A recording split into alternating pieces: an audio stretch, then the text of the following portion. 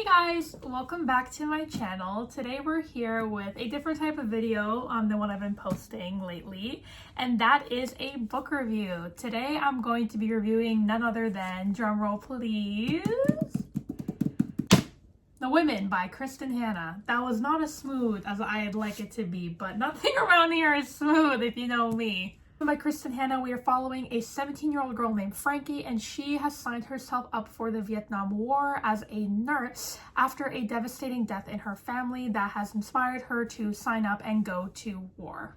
Definitely obvious by the title, this novel focuses a lot around the women of Vietnam, which is a perspective that honestly I haven't really heard much of, and I think that's one of the main reasons what motivated Kristin Hannah to really write a book about, was to ensure that the voices of the women that were fighting in Vietnam, but more so on the sidelines, so to speak, in the hospitals as nurses, had their perspectives brought to light. So it was a really unique story to read about. Just for some context before I go into a deeper dive with this book, I absolutely adore Kristin Hannah. She's actually one of my favorite authors of all time. She's definitely an auto-buy for me. My personal favorite of hers, I'll go grab it and I'll show you guys, is none other than The Great Alone. So The Great Alone is just a fantastic book. I read this in high school, and all I remember is waking up at like 6 a.m. the next day, right before school started, to finish it because I was absolutely dying and I was so invested. It's a book I've been meaning to reread, but I haven't had the chance to yet, but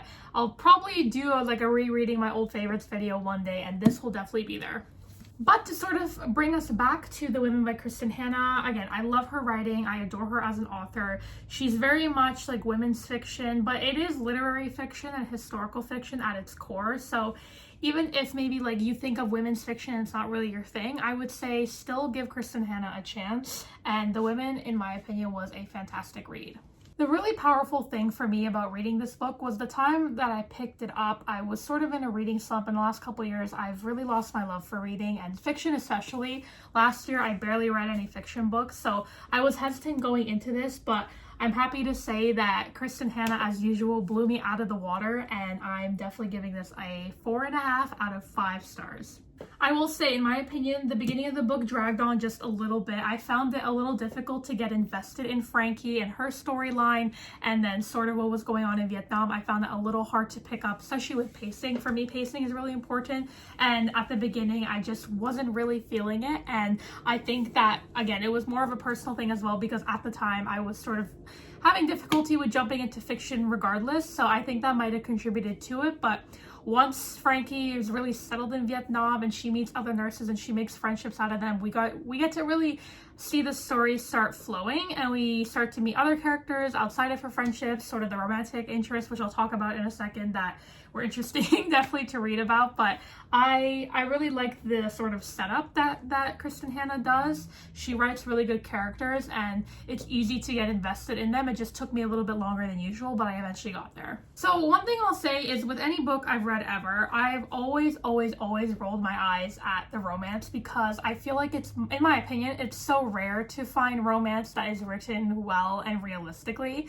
I understand that reading fiction especially is a form of escapism, so for a lot of people, they don't really care how well the plot is written when it comes to the romance side of things, but for me it's very important. I want love interests to make sense. I don't want them to be insta-love. I don't want them to be toxic relationships. I personally just don't find that enjoyable. So when we're introduced to some of the first love interest in Vietnam, like Jamie, I was rolling my eyes a little bit, and I'm thinking to myself, okay, this is like a cookie cutter boy that you could have copy pasted from literally any other book. Like, I didn't find anything really unique about him or about their relationship. It felt like one of those things like, okay, you have two people in the right place at the right time, and there's an opportunity for them to sort of get together, and they did. And that's fair, and it's realistic. To be fair, it does happen in real life. That's how a lot of relationships are formed, but I'm glad to see that it didn't really work out, because I was not a fan. As the story progresses, obviously Frankie is aging, and what I really appreciated is because we got that backstory of her before she went to Vietnam with her parents, and the fact that they grew up,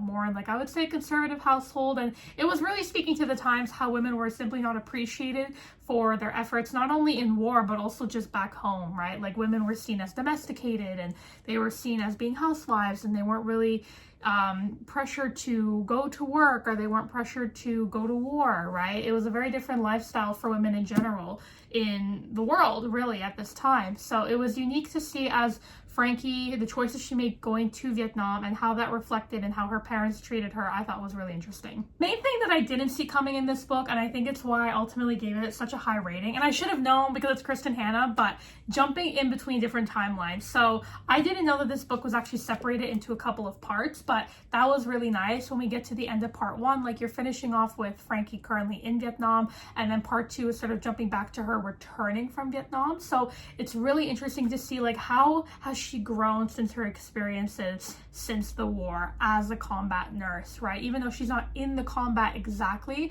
she's dealing with the wounded from combat. So it's a different form of trauma, really, in my opinion, because she's seeing them at their absolute worst, watching, you know, young innocent men die, and also having to live with the consequences of knowing what these soldiers are really engaging in the Vietnam War, right? Like the morality with the children and the women and the people of Vietnam that are also victims in their own ways. So it was a morally ambiguous book in that sense, which I feel like with any war book, it definitely always will be. Overall, I really like jumping back in between the timelines. It was really good to see, like, when Frankie came home and seeing how her parents were treating her differently because they didn't really see her live up to her brother, who was the one that passed away in combat because he was a man and he was fighting in combat, and she was just a nurse and just a girl, and she should be home, you know, knitting and looking for her man and all that fun stuff that the 60s and 70s and, you know, that decade really had to bring for people. So I really appreciated seeing that shift. It was a little upsetting, but also not surprising. So I'm glad that like Kristin didn't shy away from that, because this is speaking to really the historical accounts of many women of that time. And also we get to see some other romance, some subplots really occur and develop. So then we meet Rai, who, my personal opinion of him is not a great guy. I did not appreciate him, especially once we find out certain things that I will not spoil here for you. I was like, okay, Frankie, we need to live a girl boss independent life now, honey. Girl, no, we gotta bring you to the present. I gotta time warp you here, and we gotta make you an independent girl boss slay, because absolutely not. I was upset, and I'm like, I don't appreciate that at all. So I don't want to spoil it for you guys who have not read the book yet, but just not a fan. Not a fan at all. All this book was really emotional for me. It was empowering. I feel like it honestly brought me back to my old self of reading and loving to read. So I'm really grateful to Kristin Hanna. She got me out of a slump for sure. Her writing is undoubtedly one of the best, I would say, in the business currently. I will continue to buy books that she is pumping out. I would not say this is one of my favorites from her, but it's definitely a honorable mention. So if you're interested in historical fiction, again, women's fiction, literary fiction, I would definitely say that you should check this book out then. Alright guys, thanks so much for watching this video. If you had a chance to read The Women by Kristin Hanna, definitely feel free to leave a comment below. As well, if you've read any of her other books, or if you have recommendations based on sort of the reading that we talked about, not the reading, girl, are you a TA? Are you a TA, Kasha? What the fuck? I'd love to hear your thoughts. And that's pretty much it for today. And until the next one, I'll see you then.